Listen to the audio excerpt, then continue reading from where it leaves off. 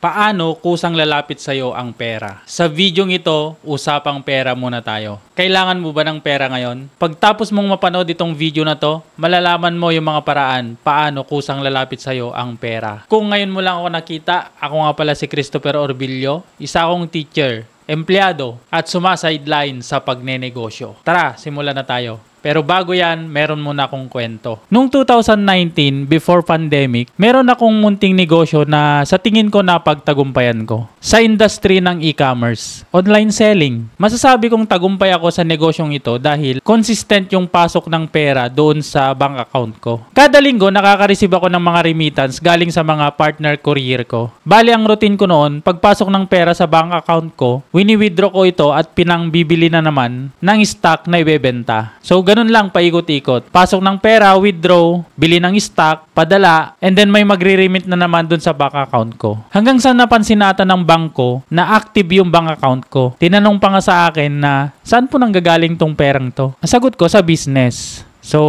okay naman, naging maayos naman. And pagkaraan ng ilang buwan, sunod-sunod na nakaka-receive ako ng mga credit cards na hindi ko naman in-applyan. Na-experience mo na rin ba yun? Pagbukas ko ng credit card, nagulat ako kasi nasa 6 digits yung credit limit. Sabi ko, malaking pera to ah. Tuwang-tuwa ko dahil nagkaroon ako ng karagdagang puhunan doon sa aking negosyo na kung saan maaari kong magamit yung credit limit ng credit card na yon sa Facebook ads na hindi ko kinakailangang bayaran agad-agad. At mula nun, na-realize ko na kapag pala active ang in and out ng pera doon sa bank account mo, ay magsisilbing magandang record sa mga financial institution na pagkatiwalaan ka pa ng mas malaki pang halaga. At yun yung unang tip kung paano kusang lalapit sa iyo ang pera. Pangalawang tip kung paano lumapit sa iyo ang pera ng kusa. Ito ay mag-post ka sa social media ng mga munting tagumpay mo dyan sa ginagawa mo. Ganito kasi nangyari sa akin. Yun sa kwento ko na munting na pagtagumpayan ko na negosyo, lahat kasi ng mga routine ko doon, pinopost ko. Mula sa pagbili ng product, sa aming operation sa sales, hanggang sa pagdi-deliver. At napapansin ko, ang daming mga reaction, mga papuri. Pero isa sa mga nakakatch ng attention ko ay yung may mga nag-PPM sa akin na willing silang makisosyo, makipag-partner sa negosyong ginagawa ko. Willing silang magbigay ng halaga na ang kapalit ay maging kasosyo ko sila. At doon ko na-realize na kusa palang lumalapit ang pera kapag may nakikita ang ibang tao na mga munting progreso dyan sa ginagawa mo. Nagkakaroon sila ng confident na ipagkatiwala sa'yo yung kanilang pera. Kaya kung kailangan mo ng pera dyan sa malaking plano mo, ang kailangan mo lang gawin, pagsumikapan, nagalingan,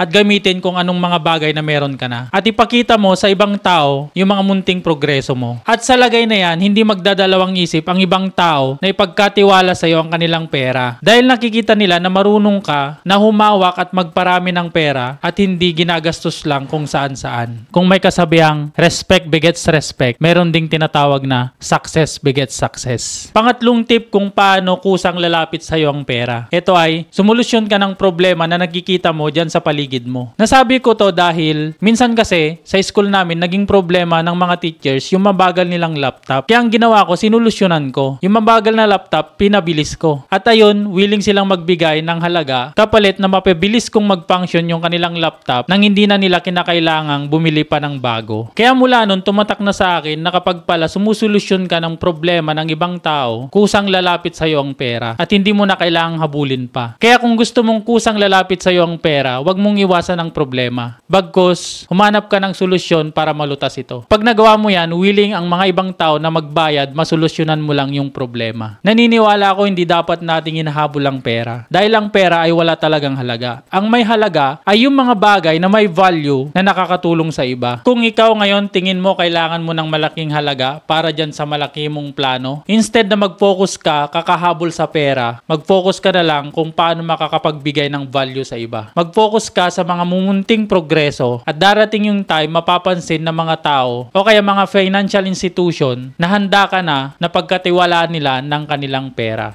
Alam ko may natutunan ka sa video ito. Iwanan mo naman ako ng heart, like, comment, at pag-follow mo na rin yung aking page.